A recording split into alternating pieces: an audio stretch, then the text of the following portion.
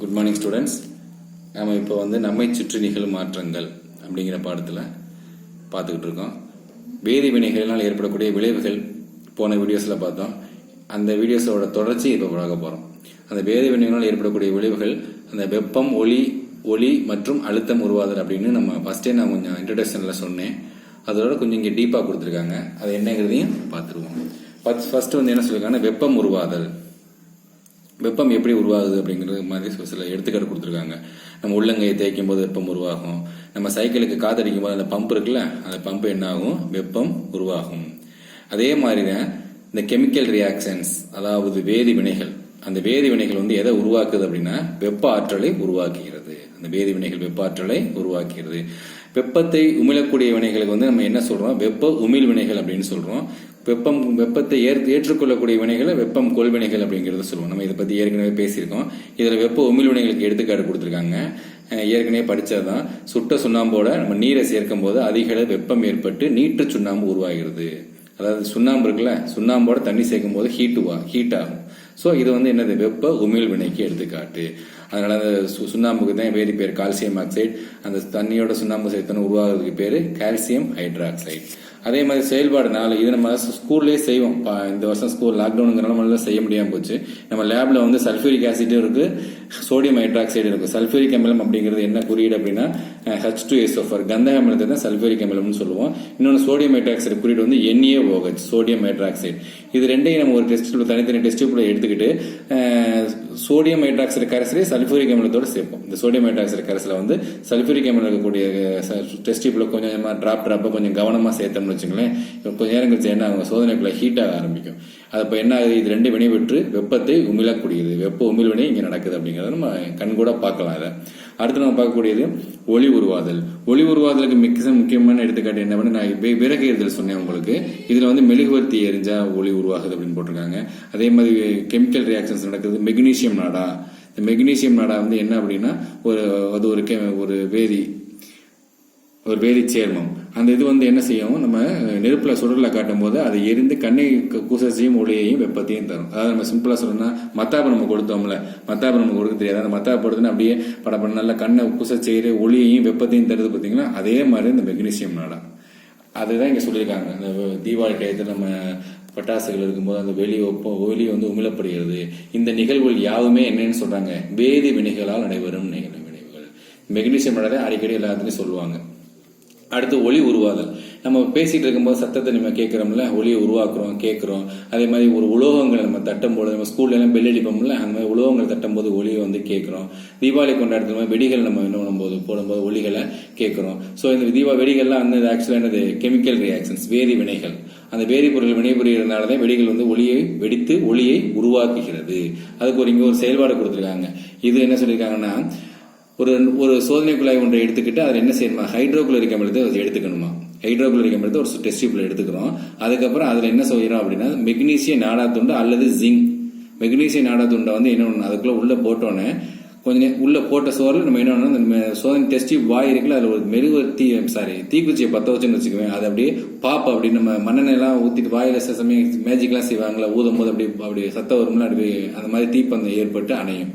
அதுக்கு காரணம் என்ன அப்படின்னா, ஹைட்ரஜன் வாயு உருவாகும். எப்போ உருவாகுது, அந்த ஹைட்ரோகுளோரிக் அமிலமும் மெக்னீசிய நாடாத்துண்டை உள்ள போடும்பொழுது ஒரு ஹைட்ரஜன் வாயு வரும்ல, வெளியாகும் ஹைட்ரஜன் வாயு. அப்ப தீக்குச்சி மேல வைக்கும் போது எப்பவுமே ஹைட்ரஜன் வாயு என்ன ஒண்ணு, எரிதலை ஊக்குவிக்கும்.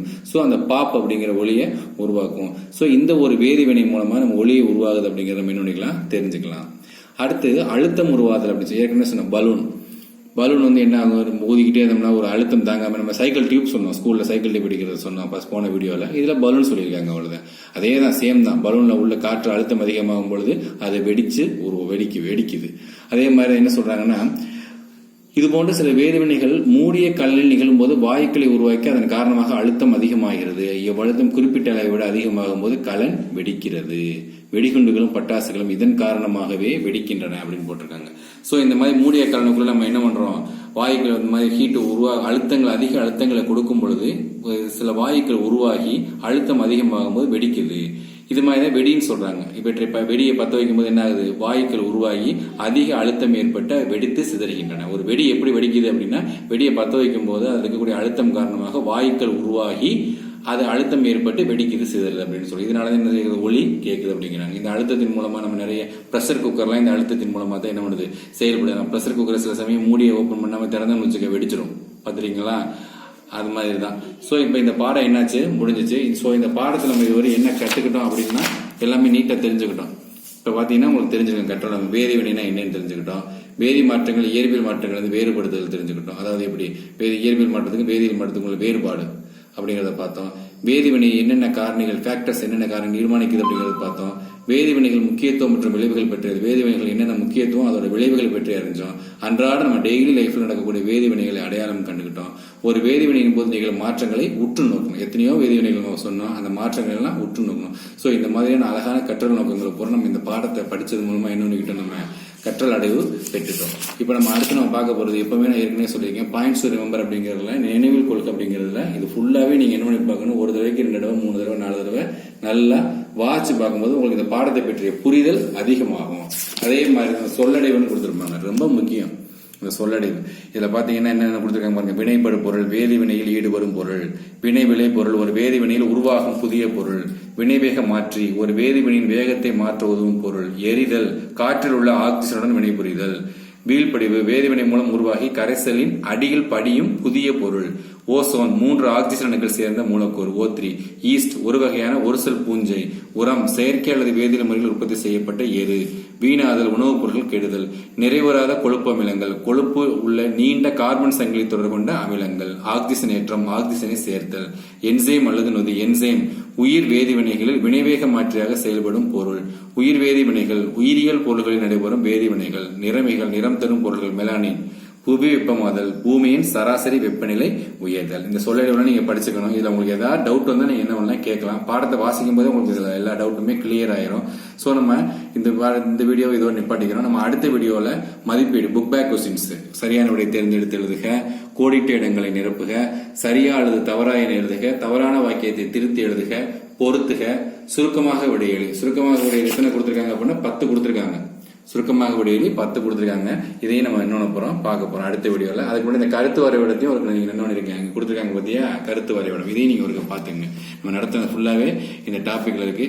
இதையும் நீங்க ஒரு நல்லா என்ன பண்ணி பாத்துங்க, ரீட் பண்ணி பாத்துருங்க. சோ நம்ம அடுத்த வீடியோல புக் பேக்ல சந்திப்போம்.